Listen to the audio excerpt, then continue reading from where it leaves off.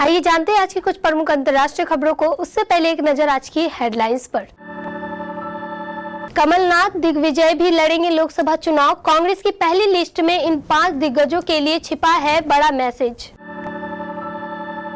ओडिशा में बीजेपी और बीजेडी में गठबंधन होगा या नहीं, दिल्ली में बातचीत के बाद आया बड़ा बयान। महाराष्ट्र की महायुति में सीट बंटवारे को लेकर महाभारत, एकनाथ शिंदे और अजित पवार दिल्ली तलब। एलजेपी के दोनों गुटों को एनडीए में 4 लोकसभा सीट का ऑफर सूत्र। असम में सुबह सुबह काजीरंगा उद्यान में सैर पर निकले पीएम मोदी, हाथी पर हुए सवार। रायबरेली कांग्रेस ने फिर मांगी गांधी परिवार की नुमाइंदगी। पाकिस्तान में शनिवार को राष्ट्रपति चुनाव, पीपीपी के आसिफ अली जरदारी की जीत लगभग तय। सोना 65 तो चांदी 80 हजार के करीब पहुंची, जाने आज के रेट। शैतान के आगे गामी भी नहीं पड़ा फीका, पहले दिन ही कर ली इतनी कमाई। और रोहित शर्मा ने शतक ठोका, लगाई रिकॉर्डर्स की झड़ी। कांग्रेस ने लोकसभा चुनाव के लिए अपनी पहली लिस्ट जारी कर दी है। पहली लिस्ट में कांग्रेस ने छत्तीसगढ़ के कई सीनियर नेताओं को चुनाव मैदान में उतार दिया है। हालांकि पहली लिस्ट में मध्य प्रदेश की एक भी सीट के लिए उम्मीदवार घोषित नहीं किए गए हैं। माना जा रहा है कि जल्द ही एमपी में उम्मीदवारों के नाम की घोषणा हो सकती है। वहीं बीजेपी राज्य की 24 लोकसभा सीटों के लिए उम्मीदवार घोषित कर चुकी है। कांग्रेस ने छत्तीसगढ़ में जिस तरह से सीनियर नेताओं को टिकट दिया है, उसके बाद कहा जा रहा है कि टिकट वितरण का यह फॉर्मूला एमपी में भी लागू हो सकता है।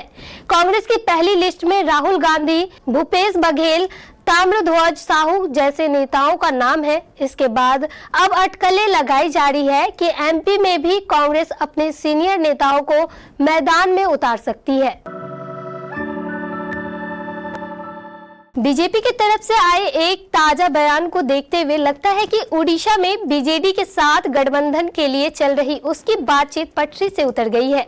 बीजेपी की ओडिशा यूनिट ने कहा है कि वह राज्य की सब 147 विधानसभा तथा 21 लोकसभा सीटों पर अपने उम्मीदवार उतार सकती है। पार्टी ने कहा कि ओडिशा में चुनाव पूर्व गठबंधन को लेकर सत्तारूढ़ बीजेडी के साथ दिल्ली में हुई उसकी बातचीत बेनतीजा रही। प्रदेश बीजेपी अध्यक्ष ने मनमोहन सामल ने कहा, गठबंधन को लेकर कोई बातचीत नहीं हुई है और हम अकेले चुनाव लड़ेंगे। बता दें कि सामल पार्टी के अन्य सीनियर नेताओं के साथ दिल्ली गए थे और शुक्रवार को शाम भुवनेश्वर लौट आए।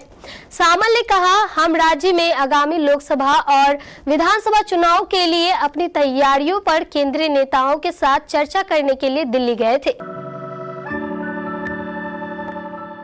महाराष्ट्र में बीजेपी के नेतृत्व वाले सत्तारूढ़ गठबंधन महायुति में सीटों के बंटवारे को लेकर महाभारत हो रही है। सीटों के बंटवारे का मामला मुंबई में उलझ गया है। अब इसे दिल्ली में सुलझाने की कोशिश की जा रही है। दिल्ली में बीजेपी के आला नेताओं ने शिवसेना नेता और मुख्यमंत्री एकनाथ शिंदे तथा एनसीपी नेता और उप मुख्यमंत्री अजित पवार को दिल्ली तलब किया है। दिल्ली के बुलावे पर दोनों ही नेता अपनी अपनी पार्टी के वरिष्ठ नेताओं के साथ शुक्रवार की रात को दिल्ली पहुंच रहे हैं। खबर है कि दिल्ली में पहले अजित पवार के साथ बीजेपी नेता अमित शाह की बैठक होगी। अजित पवार के साथ प्रफुल्ल पटेल। खबर है कि मुख्यमंत्री शिंदे रात को दिल्ली रवाना होने वाले हैं। बीजेपी की केंद्रीय चुनाव समिति के दूसरी बैठक से पहले महाराष्ट्र का गतिरोध खत्म करने की कोशिश की जा रही है।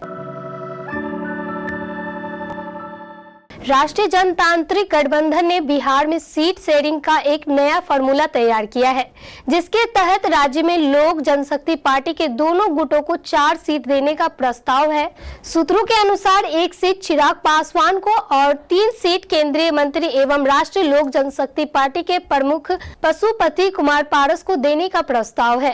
केंद्रीय गृह मंत्री अमित शाह के आवास पर बिहार बीजेपी कोर ग्रुप नेताओं की एक बैठक हुई थी। बैठक में सभी 17 सीटों पर चर्चा की गई थी, जिसके बाद ये प्रस्ताव सामने आया है। सूत्रों के मुताबिक मौजूदा सांसद के हिसाब से सीट देने की बात कही गई है, जबकि 2 सांसदों को बीजेपी और जेडीयू के सिंबल पर चुनाव लड़ने का प्रस्ताव भी दिया गया है। हिंदुस्तान आवाम मोर्चा के जीतन राम मांझी और उपेंद्र कुशवाहा को एक लोकसभा सीट का प्रस्ताव दिया गया है। पीएम शुक्रवार को तेजपुर पहुंचे, जहां असम के मुख्यमंत्री हिमंत बिस्वा शर्मा ने उनकी अगवानी की। रात्रि विश्राम के बाद उन्होंने काजीरंगा अभयारण्य का भ्रमण करेंगे। पीएम मोदी यहां से ईटानगर जाएंगे। काजीरंगा की अपनी पहली यात्रा पर मोदी ने सबसे पहले पार्क के सेंट्रल कोहड़ा रेंज के महिमुख क्षेत्र में हाथी सफारी की और उसके बाद उसी रेंज के अंदर जीप सफारी की। उनके साथ पार्क निर्देशक सोनाली घोष और अन्य वरिष्ठ वन अधिकारी भी थे। पीएम मोदी का आज दोपहर में जोरहाट में प्रसिद्ध अहोम जनरल लाचित बरफुकन की 125 फीट ऊंची स्टैच्यू ऑफ वेलोर का उद्घाटन करने का भी कार्यक्रम है। इसके बाद प्रधानमंत्री जोरहाट जिले के मेटेली पोथार जाएंगे, जहां वो लगभग 18,000 करोड़ रुपए की केंद्रीय और राज्य दोनों परियोजनाओं का उद्घाटन और शिलान्यास करेंगे। उनका उसी स्थान पर एक सार्वजनिक बैठक को संबोधित करने का भी कार्यक्रम है। सांसद सोनिया गांधी के राज्यसभा में जाने के बाद लोकसभा चुनाव में कांग्रेस की दावेदारी को लेकर संशय बरकरार है। वहीं कांग्रेसियों की पुकार है कि गांधी परिवार का ही कोई सदस्य रायबरेली का खेवनहार बने हैं। यही वजह है कि कांग्रेसियों का एक प्रतिनिधि मंडल दिल्ली जाकर न सिर्फ उत्तर प्रदेश के प्रभारी अवनीश पांडे से मिला, बल्कि उनसे गांधी परिवार के किसी न किसी सदस्य के चुनाव लड़ाने की मांग रखी। कांग्रेसियों ने यहाँ तक कह दिया कि प्रियंका गांधी चुनाव लड़ेगी तो और अच्छा रहेगा। कांग्रेस जिला अध्यक्ष पंकज तिवारी की अगुवाई में प्रतिनिधि मंडल 4 मार्च को दिल्ली पहुंचा और 6 को अखिल भारतीय राष्ट्रीय कांग्रेस कार्यालय पहुंचकर राष्ट्रीय महासचिव एवं उत्तर प्रदेश प्रभारी अविनाश पांडे से मुलाकात की। इस दौरान उन्हें मांग पत्र सौंपा। पाकिस्तान में शनिवार को होने वाले राष्ट्रपति पद के चुनाव में पूर्व राष्ट्रपति आसिफ अली जरदारी की जीत लगभग तय मानी जा रही है। अगर जरदारी चुनाव में जीत हासिल कर लेते हैं तो वह पाकिस्तान के 14वें राष्ट्रपति होंगे। पाकिस्तान के नए राष्ट्रपति मौजूदा डॉक्टर आरिफ अलवी की जगह लेंगे, जिनका 5 साल का कार्यकाल पिछले साल समाप्त हो गया था। हालांकि जब तक नए निर्वाचक मंडल का गठन नहीं हो जाता, तब तक वह पद पर बने रहेंगे। व्यवसायी से नेता बने जरदारी दिव्यांगत प्रधानमंत्री बनर्जी भुट्टो के पति हैं। अगर आप गहने खरीदने का प्लान बना रहे हैं तो जान ले मल्टी कमोडिटी एक्सचेंज पर सोने व चांदी के भाव में उछाल देखा गया है। ऐसे में खरीदारी से पहले एक बार यहां रेट जरूर चेक कर ले। रांची के सराफा बाजार में आज 22 कैरेट 10 ग्राम सोने की कीमत 61,850 रुपए और 24 कैरेट 10 ग्राम सोने का भाव 64,940 रुपए दर्ज किया गया है। वही चांदी प्रति किलो 79,000 रुपए के भाव से बेची जाएगी। सराफा व्यापारी व इंडियन बुलियन ज्वेलर्स एसोसिएशन के सदस्य मनीष शर्मा ने लोकल 18 को बताया कि सोने व चांदी के भाव में उछाल देखा गया है। प्रति किलो चांदी के भाव में आज 500 रुपए की बढ़ोतरी हुई है। शनिवार को चांदी प्रति किलो 79,000 रुपए के भाव से बेची जाएगी, जबकि कल शाम तक चांदी 78,500 रुपए की दर से बेची गई थी।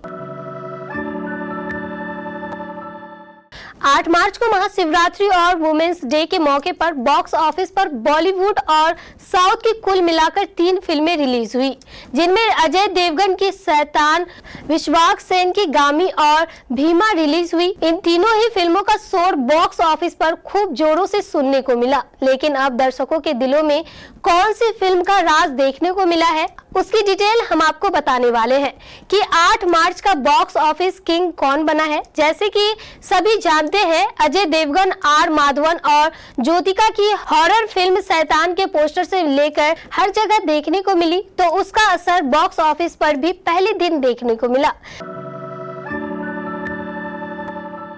भारत और इंग्लैंड के बीच धर्मशाला में हो रहे सीरीज के आखिरी मुकाबले के दूसरे दिन रोहित शर्मा ने शतक ठोका है। मौजूदा सीरीज में यह रोहित शर्मा के बल्ले से आया रहा पहला शतक है, जबकि रोहित के टेस्ट करियर का यह 12वां शतक है। वहीं इस शतक के साथ भारतीय कप्तान ने कई रिकॉर्ड लिस्ट में जगह बनाई है। रोहित शर्मा अब भारत के लिए सर्वाधिक शतक लगाने वाले बल्लेबाजों की लिस्ट में संयुक्त रूप से तीसरे स्थान पर आ गए हैं। इस लिस्ट में पहले स्थान पर सचिन तेंदुलकर है, जिन्होंने अंतर्राष्ट्रीय क्रिकेट में 100 शतक लगाए हैं। इसके बाद विराट कोहली 80 अंतर्राष्ट्रीय शतकों के साथ दूसरे स्थान पर है। वहीं रोहित शर्मा और राहुल द्रविड़ ने अंतर्राष्ट्रीय क्रिकेट में 48/48 शतक लगाए हैं और वो इस लिस्ट में तीसरे स्थान पर है। जबकि वीरेंद्र सहवाग ने भारत के लिए अंतर्राष्ट्रीय क्रिकेट में 38 शतक लगाए हैं, जबकि सौरव गांगुली ने भी 38 अंतर्राष्ट्रीय शतक लगाए हैं।